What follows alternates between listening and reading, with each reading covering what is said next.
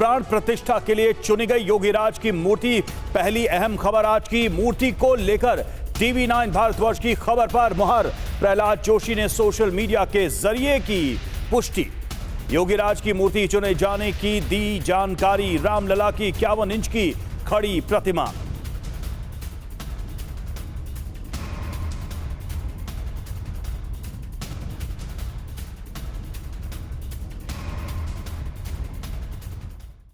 मंदिर के लिए रामलला की मूर्ति का चयन हुआ है।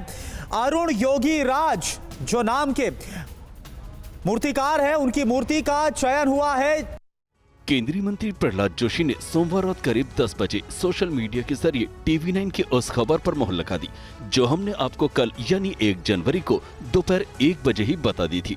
चयन जिस मूर्ति का हुआ है वो श्याम वर्ण की है, अरुण योगीराज की मूर्ति है और मैसूर के ये बड़े मूर्तिकार हैं अरुण योगीराज, जिनकी रामलला की 51 इंच की खड़ी प्रतिमा को सेलेक्ट किया गया है।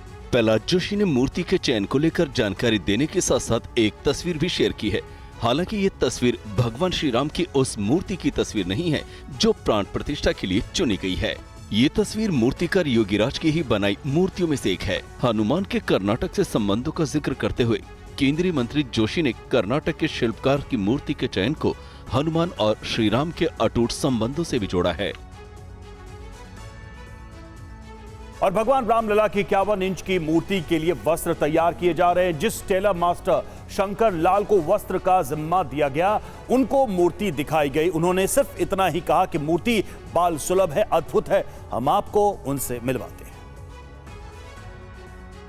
प्रधानमंत्री जब आए थे, नवरत्न उसमें चला गया था हरे पोशाक में, और अब पीला धारण हमारे ठाकुर जी करेंगे। तो अगर संस्था की तरफ से हमको हीरा पन्ना पोखरा जो भी मिलेगा हम उसमें सजाएंगे और जितना हमारे गुण है, जितनी भी हमारे पास गुण है, सारा गुण हम ठाकुर जी के पोशाक में अर्पित कर देंगे। तो ये देखिए बागा तैयार किया जाता है और जो बड़े सरकार, जब अब हमारे बड़े सरकार आएंगे उनका इस प्रकार का ये वस्त्र तैयार किया जाता है।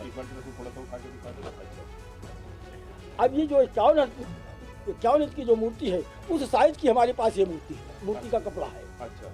खाली बाह इसका बड़ा हुआ है, बाकी साइज वही है। अच्छा। ठाकुर जी हमारे जिस समय तैयार होगा वो ऐसा ही कपड़ा तैयार होगा और हमारे ठाकुर जी धारण करेंगे।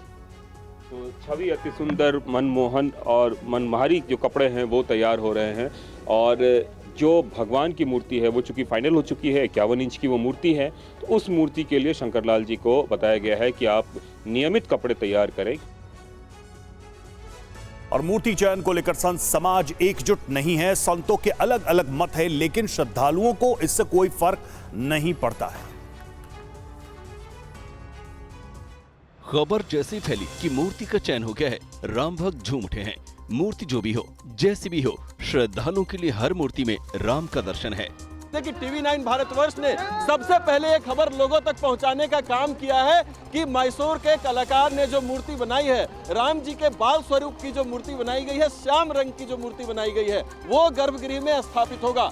श्रद्धालुओं की आस्था अपनी जगह है, लेकिन संतों का मत है कि पुरानी मूर्ति को ही गर्भगृह में स्थापित किया जाए।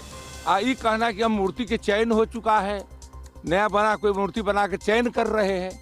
एक भगवान जिस मंडप में रहते हैं उनके परिकर तो रह सकते हैं, और कोई तीसरा उसके डुप्लीकेट भगवान में बैठ करके ये हम लोगों के इस प्रकार से कोई प्रथा ही नहीं है। ये भगवान राम जो थे वो तो सूक्ष्म है, वो कहीं प्रवेश करते हैं तो सूक्ष्म रूप के अंदर विराजमान होकर उन्होंने बताया कि यहाँ प्रकट हुए, क्योंकि हमारे यहाँ भगवान कहीं न कहीं प्रकट होते हैं।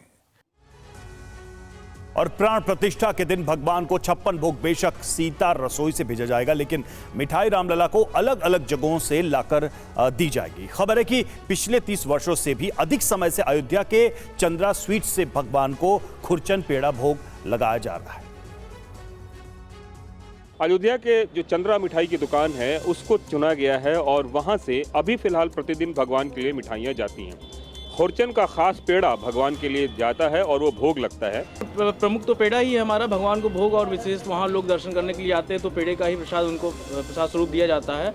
और जब 56 भोग या ऐसा कोई त्यौहार पड़ता है तो और भी मिठाइयाँ साथ में लगाई जाती है भगवान को भोग के लिए। मतलब आपके यहाँ कोई भी नई मतलब मिठाई बनती है तो सबसे पहले भगवान को ही भेजा जाता है ताकि भगवान उसका एक बार स्वाद चख लें, फिर जनता को दिया जाए। जी बिल्कुल बिल्कुल ऐसा ही है।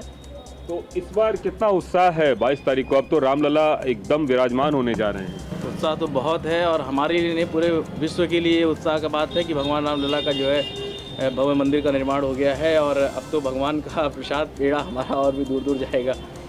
चलिए ठीक है, तो भगवान के साथ साथ आस्था के साथ एक आर्थिक पहलू भी है। आर्थिक पहलू ये कि तमाम अलग अलग जगहों से जो लोग आ रहे हैं वो भी भगवान का प्रसाद लेके जाएंगे, तो उससे एक आर्थिक व्यवस्था भी यहाँ की पहले से ज़्यादा सुदृढ़ होगी। लेकिन 22 तारीख को जो प्रसाद है वो बनकर तैयार है और TV9 भारतवर्ष आपको वो तस्वीर दिखा रहा है।